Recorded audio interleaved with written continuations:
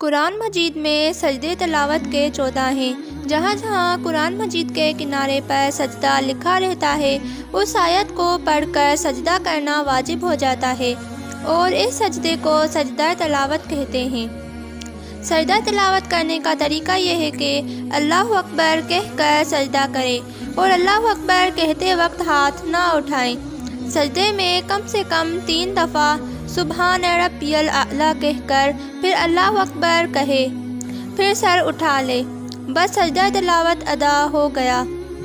بہتر یہ ہے کہ کھڑے ہو کر پہلے اللہ اکبر کہہ کر سجدے میں جائیں، پھر اللہ اکبر کہہ کر کھڑے ہو جائیں، اور اگر بیٹھ کر اللہ اکبر کہہ کر سجدے میں جائے اور پھر اللہ اکبر کہہ کر اٹھ بیٹھے، کھڑے نہ ہو تب بھی درست ہے۔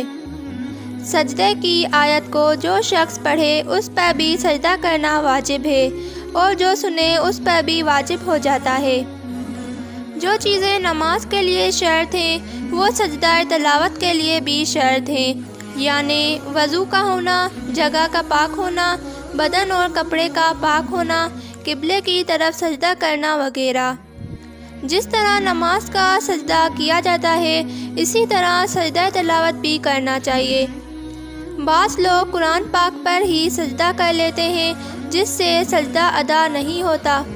اگر کسی کا وضو اس وقت نہ ہو تو پھر کسی اور وقت وضو کر کے سجدہ کر لے، فوراً اسی وقت سجدہ کرنا ضروری نہیں، لیکن بہتر یہ ہے کہ اسی وقت سجدہ کر لے کیونکہ شاید بعد میں یاد نہ رہے۔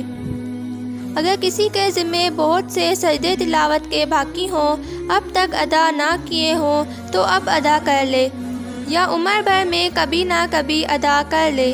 اگر کبھی ادا نہ کریں گے تو گناہ ہوگا۔ اگر نماز میں سجدے کی آیت پڑھے تو وہ آیت پڑھنے کے بعد فوراً ہی نماز میں سجدہ کر لے اور پھر باقی سورت پڑھ کے رکوع میں جائے۔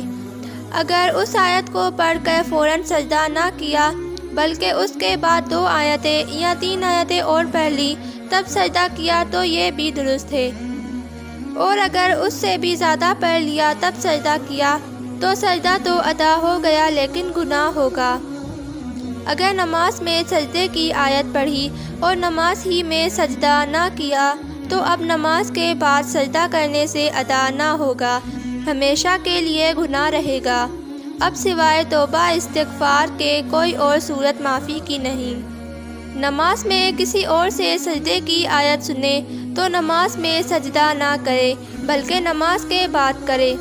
اگر نماز ہی میں کریں گے تو وہ سجدہ ادا نہ ہوگا اور پھر سے کرنا پڑے گا اور گناہ بھی ہوگا۔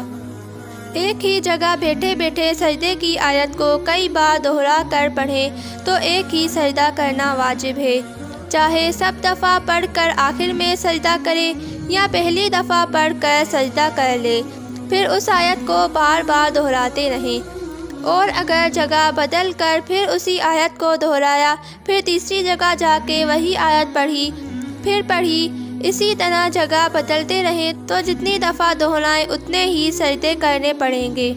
اگر ایک ہی جگہ بیٹھے بیٹھے سجدے کی کئی آیتیں پڑھیں تو بھی جتنی آیتیں پڑھی اتنے سجدے کرے۔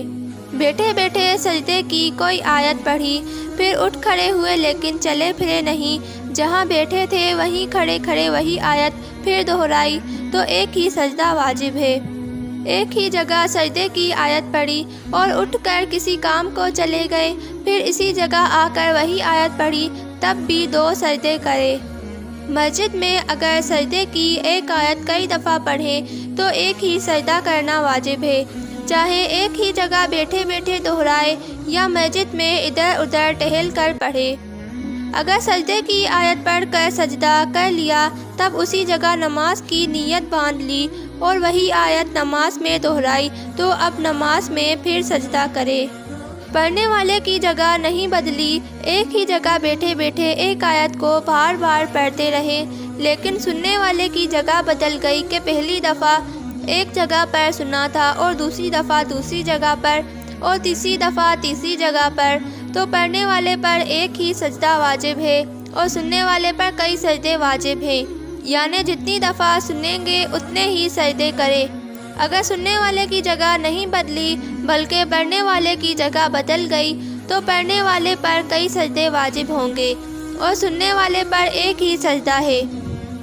ساری سورت پڑھنا اور سجدے کی آیت کو چھوڑ دینا مکروہ اور منع ہے۔ فقط سجدے سے بچنے کے لیے وہ آیت نہ چھوڑے کہ اس میں سجدے سے گویا انکار ہے۔ اگر سورت میں کوئی آیت نہ پڑھے، فقط سجدے کی آیت پڑھے تو اس کا کچھ حرج نہیں۔ اگر نماز میں ایسا کرے تو اس میں یہ شرط ہے کہ وہ اتنی بڑی ہو کہ چھوٹی 3 آیات کے برابر ہو، لیکن بہتر یہ ہے کہ سجدے کی آیت کو 2 آیات کے ساتھ ملا کر پڑھے۔